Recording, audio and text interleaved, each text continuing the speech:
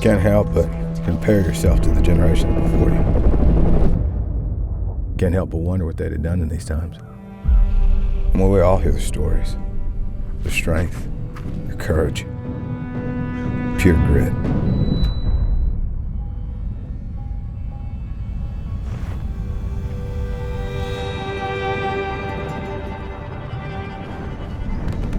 Turns out, tough times make tough people. Our pioneers were adventurers, problem solvers, just ready for anything. Change is constant. But tough people haven't changed a bit, and neither has our philosophy to be the best tool for the job.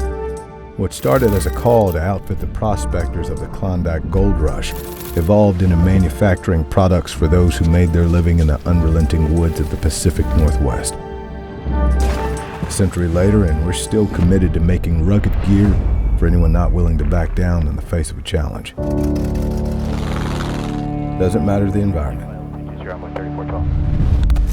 Doesn't matter if it's work or play.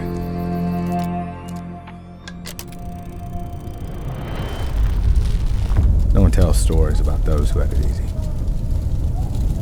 We made it this far.